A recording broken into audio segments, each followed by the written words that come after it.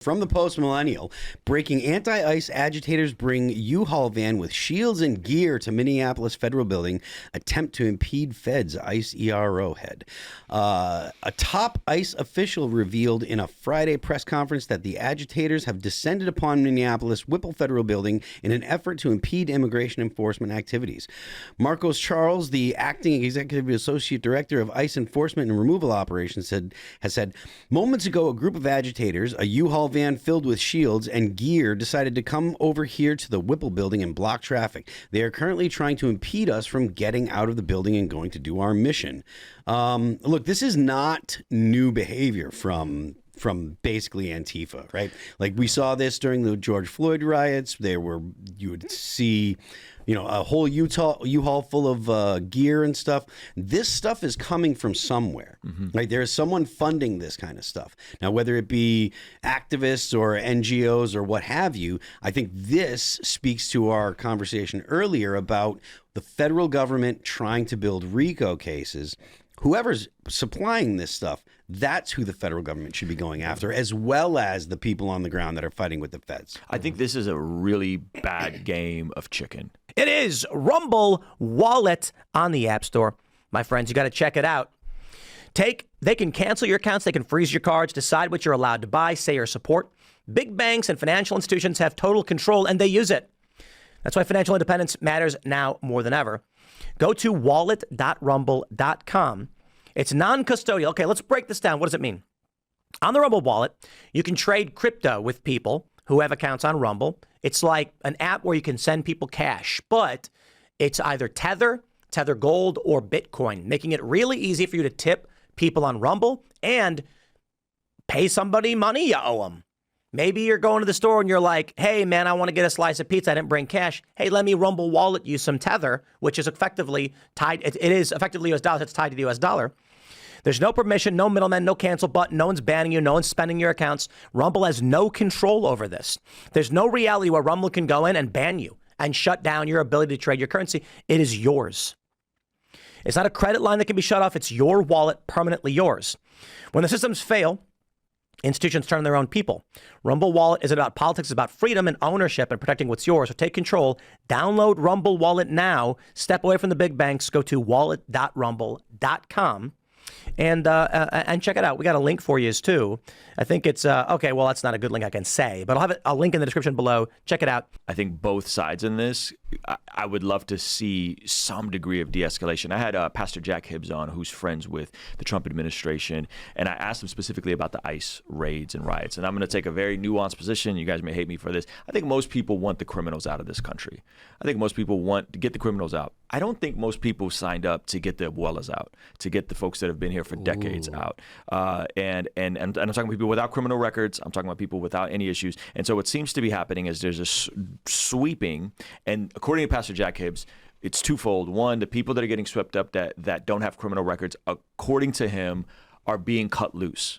And where people aren't catching wind of that. So they'll sweep up a bunch of illegal immigrants, people that aren't supposed to be here. These people are getting cut loose. They're going back in, but that's never being televised. The second thing is Trump is trying to make this law and order statement that we're going to go in, and now, according to the sheriffs in Minneapolis, they're saying they're pulling over police officers and asking them for papers.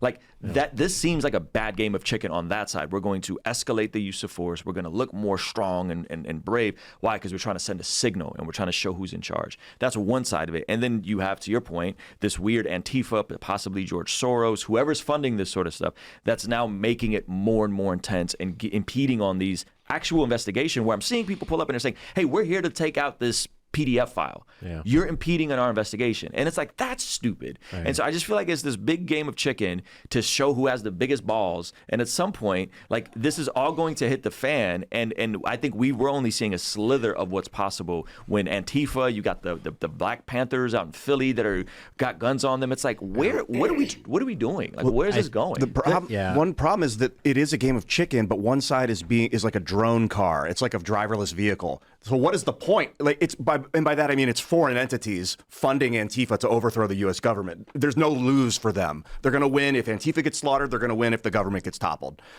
So it's a game of chicken with like a robot. Like, what are we trying to kill? Our own right arm? I know other people might have different ideas than that, but I agree with that aspect of it. Like, harder is not always better. Right. Well, I think it's an interesting take, and I'm sure the chat's going nuts right now because I do think the sentiment against immigration has changed.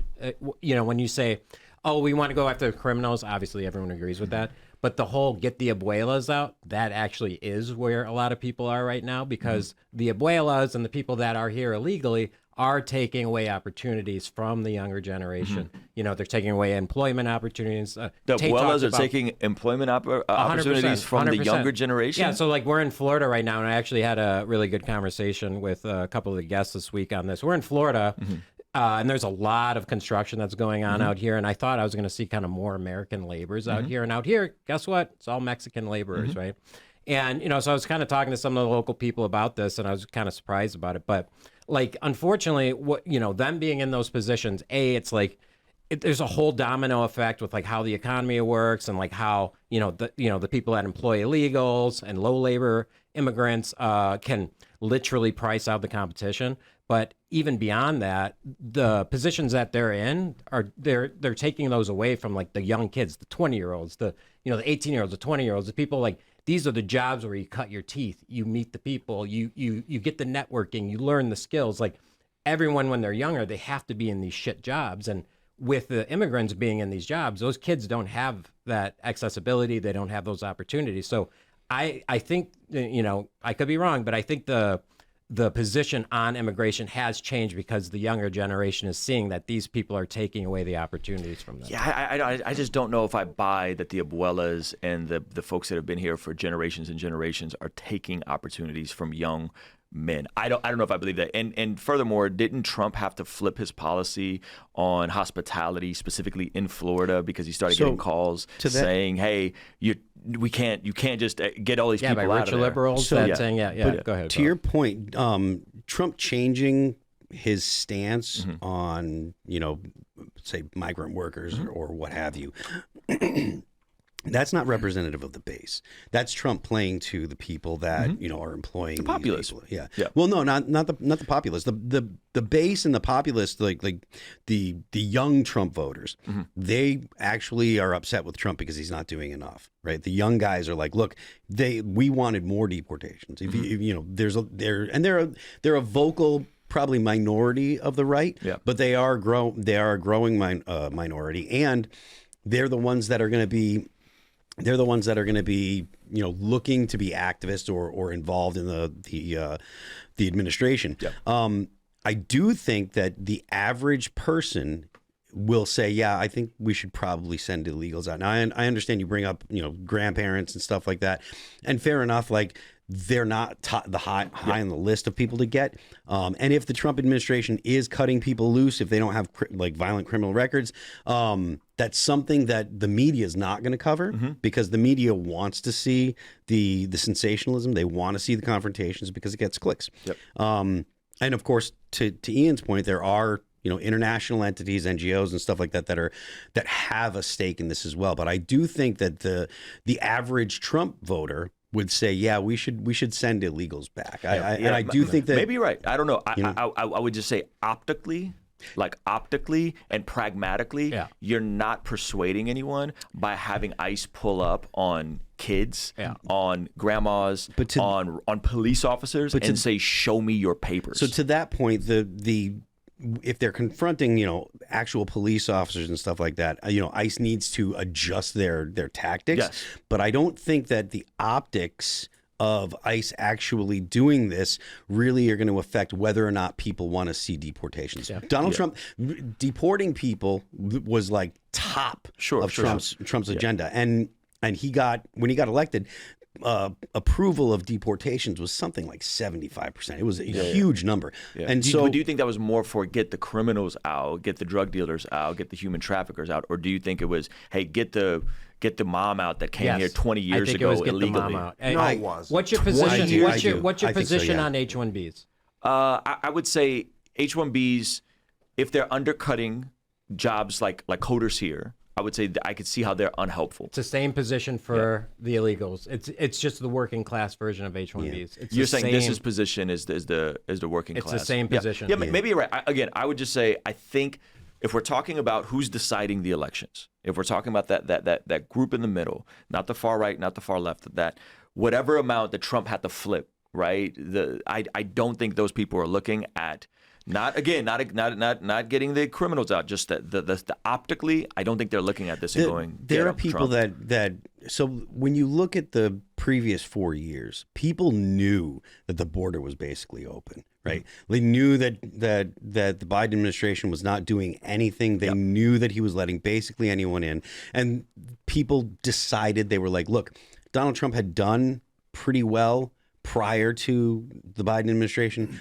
And what the Biden administration did, I mean, legitimately, like, estimates are somewhere around 20 million people.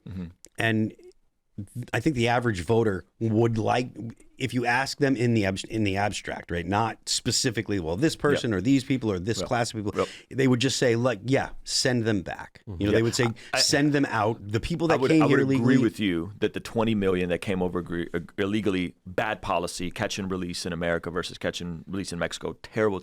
I'm not talking about those people. I'm talking about DACA recipients. I'm talking about folks that have been here for decades and decades and decades. So am I. Again, my pulse on it, I would say I don't think people are pumped on that. The 20 million, I'm with you. I think that's reasonable. I think there's a huge young Gen Z base that is very conservative, that supports MAGA and Trump. And I think they're looking around saying, hey, we don't have any opportunities, and these landscaping jobs, these construction jobs actually do pay very well. They're supposed to, at least, and they have good benefits, and they're not available because people that shouldn't be here are in those positions, and we're able to pay them less to do the job. Yeah, I guess I would say I don't know how many young people are lining up to do landscaping and construction, and are having these opportunities taken from them. This is a Democrat argument. They're not lining up to do those jobs because they're not available. If you pay well for those jobs and you give them good benefits, they will do those jobs. I did those jobs in my 20s. I did those jobs when I was 18. You have to. I was on the roof. I cut you cut your teeth. That's how you make networks. That's how you make connections, and you can actually earn a good wage. You know, there's young families. There's guys, 20, 22, whatever, with kids. Like, doing those are construction good jobs. paying jobs, even if they're part time. Like, they're good supplemental jobs in a lot of cases. I did it. Let me push back some more. How many of you guys are familiar with TaskRabbit? I've heard of it, yeah. Okay, so TaskRabbit is an app where you can go on, you can sign up, and you can provide skills like assembling IKEA furniture, painting houses, you name it. It's like thumbtack. From plumbing all the way to electrical stuff, right?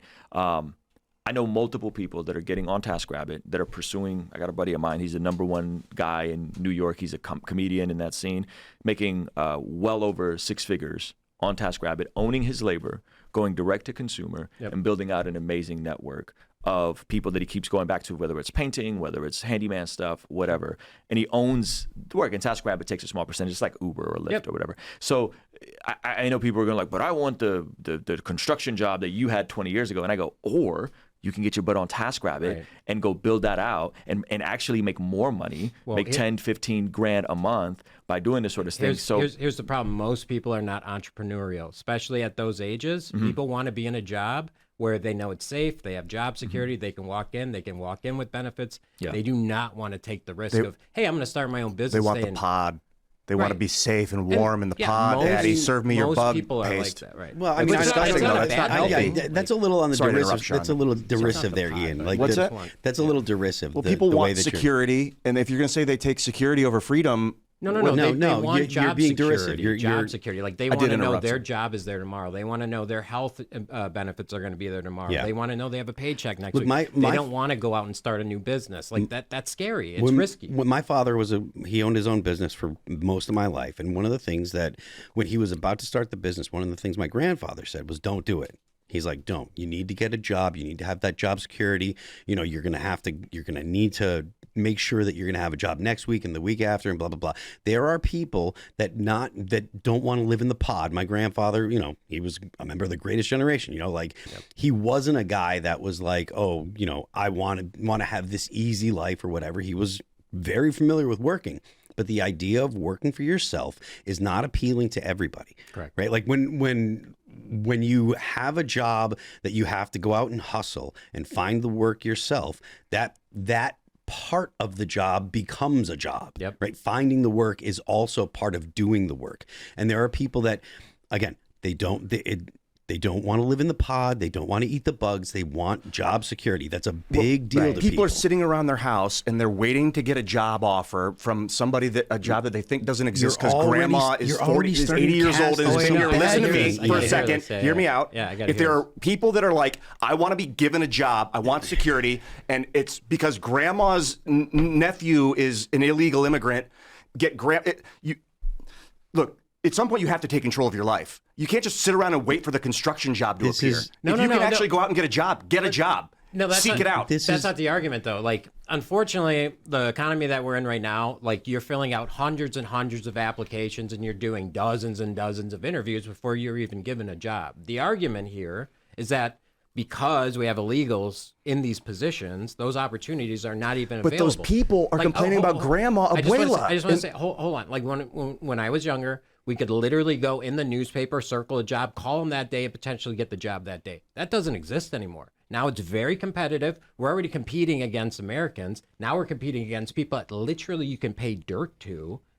There's no opportunity. But the macroeconomic shift is absolutely disrupted everything. So yes, in the 90s and the 80s, you could be in the bell curve and average and buy a home and get married and retire with dignity. That's done. That's been done. Now, what it has is created other ways to make revenue, to make money, to own your labor, to go to direct consumer, to different clients. And yes, it may require a little bit more business savvy. But today, you can't be in the average bell curve of the average person. And I think we just need to come, in my opinion, to grips to that and say you have to be exceptional. And you have to go above and beyond. I would push back on that because there are people that are just not cut out for that. Yep. And that doesn't make them bad people. It's not that they're a problem. There are just people that are not that kind of person. Because look, that's fair, but why don't they go to a trade school and become plumbers and become welders and make six figures? I know multiple plumbers that make six figures. But it's not multiple plumbers. But it's not even just that. What Phil's saying, it's also too, you have young families. Like, being entrepreneurial, taking on a new business, this requires a lot of time, a lot of energy, and a lot of seed money a lot of times. Like, I don't think it requires seed money to get on TaskRabbit, respectfully.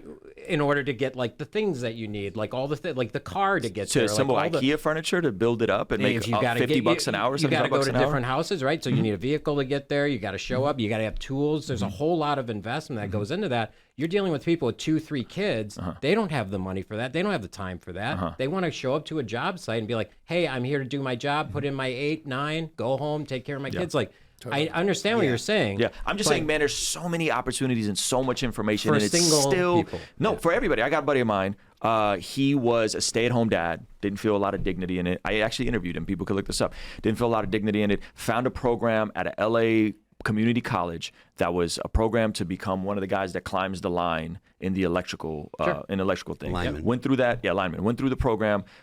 Within, I want to say 6 months, got a job at one of our electric companies. He's now making multiple six figures. This is a guy without a college education. This is a blue collar guy. These opportunities are out there. You're going to do way better looking those opportunities out, leveraging the technology, figuring out what that. He's not an entrepreneur. 100%. 100%. And so what I'm saying is, though, sitting back and complaining about the Jays, about the immigrants, taking your opportunities is not going to get you directly to what you actually want. 100%. But the issue with the scenario that you painted was he's a stay-at-home dad, so that means the wife's working, right? So there's an income, there's money there. He can go to school and not have it impede anything. Yeah, again, right? you could go watch my interview with him. They had to figure out childcare. It was a really hard sacrifice. I understand, but when you're young and you have kids, so you have a young family, going to school, like now you're spending $50,000, $60,000 even at trade schools. You got to get the books, you got to pay for the classes, you got to go to the classes. You don't have time. You got to make money to feed your kids. You know what I mean? Debating about whether or not there is opportunity out there, I think this has become a different conversation. Is there more opportunity today to make more money today than there was in the 90s? No. I disagree wholeheartedly. Wow. I disagree. There's a million revenue opportunities now. Yes. Again, entrepreneurial look, people guys, that can use the internet, that can invest in themselves. No, you cannot pick up a newspaper and call a place and get a job the same day anymore. You can start a corporation in 30 minutes. Yeah, you can. That's again that you're talking about whether or not there is opportunity versus what basically boils down to people's feelings about immigration. Well, and it's the argument that some immigration does take jobs, that's just true, right? Whether or not you think that that's justification for deporting people. But the people that, when it comes to actual deportations, it's more than just, an economic factor or job factor. There are people that are like, look, I want to live around people like me. And whether you agree with that or whether you think that's moral or think it's okay to have that opinion, there are a lot of people that are like, look, the people that we're bringing in, the people that have immigrated here, they're actually changing what America is. Yeah. And so it's a multifaceted topic when it comes to immigration. It's not just an economic argument. Big problem I'll just say it's the H-1B argument for the working class. Think about the H-1B argument. It's literally the same argument. A lot of people are like sitting at home unemployed right now, maybe, and they're like, if they really think that if all, like Phil, you've been saying, get them all out, and you make a big deal about all of them, including Abuela that's been here for 40 years. Kids think if we get them all out, then the jobs will I don't think appear. it fixes anything. And if you create optics like going after old ladies, that's going to incite people to send U-Hauls of weapons to dudes that are rioting against Okay, it. so to that point, that absolutely isn't going to incite. This is why this is escalating, is because they're going after everyone. Stop, because it's not true. Bro, they have been hiding the fact that he's letting people out. Okay, Ian, it's not true, because if that were the case, then the U-Hauls of weapons wouldn't have been showing up at the George Floyd riots. They had bricks. They did pallets of bricks at the George Floyd riots. The point that I'm making is the U-Hauls of weapons were at the George Floyd riots because those are leftist agitators looking to destabilize the country. It has nothing to do with the topic. It's the acceptance let me of it. finish. Right. The topic is not the issue. The issue is never the issue. The issue is always the revolution. Those people enough rhetoric. Come on, it's the global acceptance of the weapons coming in to the riot is because of the optics. No, that's why people are like, oh yeah, really? No, it doesn't matter what the issue is. The issue is never the issue. The issue is the revolution. They're using the topic as a justification for causing unrest. You don't think both things could be true though? You don't think there's an optics issue with how ICE is doing it, as well as I'm granting everything you're saying. I'm not disagreeing with you. I think both things could be true. It's like optically, hey, you guys could be a bit more shrewd and careful and be more surgical with how you're doing stuff. I agree totally. The optics are something they should always think about. Yes. Right. But the idea that these kind of things are causing the left to do things, that's not the case at all. They're causing the left people is doing things because the left is taking advantage of the situation. So even if ICE was completely benign and they were very gentle about it, and say part of the reason actually is because the Minneapolis Police Department doesn't turn people over to ICE, and that is part of the plan. Like the Minneapolis police say, no, we're not going to turn them over. We're a sanctuary city, so ICE has to come in, and then the leftists have the opportunity to say, see, look, the DOJ, Trump's a Nazi, blah blah blah. It is not that the left is an effect of this stuff. The left is the cause. Yeah, but to Phil's point, what he's saying is Trump can say come out and say the water is blue, and the left's going to use that to try and tear on the company or the country. I completely agree. And to your point, Ian, no, maybe ICE isn't the way, but like what needs to happen is like the consumer itself. Like we have to look at, when we're hiring landscaping, are they using mostly migrant workers? Maybe we have to pay more to hire the landscaping company that uses all American workers. Maybe we have to buy the product that's made with all American parts. Like there is something that the consumer can do to push back on this that will then create opportunities in America. You just have to get people to understand like how important their dollar is. You know what I mean? Okay, let me give you guys a practical example. I live in a neighborhood. We need landscaping. We have guys come by all the time offering landscaping. They're all either immigrants or sometimes second-generation immigrants. I don't know their legal status. We've never had an American come by and offer landscaping services. And not they're once. out there. Not once. They're out there. Yeah. And this is, we can build But do you see my point? Yeah, no, but they're out there. They just cost more. Yeah, well, that's the issue. That wasn't the point. The point was the people that are marketing and hustling, that are coming around and saying, "Hey, we'll do this thing for you." And they're not Americans. Now again, I'm not saying they're all illegals. That's not my argument. I'm saying the folks that are doing this sort of work generally seem to be Hispanic and laborers and migrants. I understand because they know they can price out the competition. Right. That's it. Like when you don't pay people, it's like why China. I get it. It's why China is where they are economically. So as someone that shares your values, right? I've never even had the opportunity for someone to come door to door and say, hey, I'll do this thing for $1,500 that this guy is going to undercut me for $1,000. But man, I'm an American. Because the Americans know that neighborhood is completely taken up by the companies that are undercutting them. And that's what I'm just saying. As a consumer, we need to look and seek out those American companies and support American. That is an assumption to think that those neighborhoods are doing that. So if people truly believe, what's the point? They're all doing it anyway. I'm not going to try. What does that even mean? That's the argument you just made. That's what they want, that underclass. They want the immigrants in here because they know they can pay them less to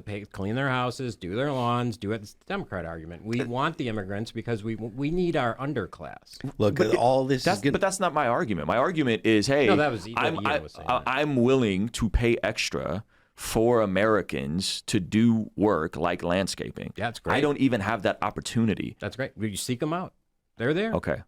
All right. Well, So I mean, listen, we're that's the thing. going In to this jump to economy, this next story people here. are supposed, you got to seek the employer out in this economy. You know, don't wait around to get asked to do a job. Thanks for checking out this clip from Timcast IRL. Make sure to watch the show live Monday through Friday at 8 p.m. Subscribe to this channel, and we will see you all there.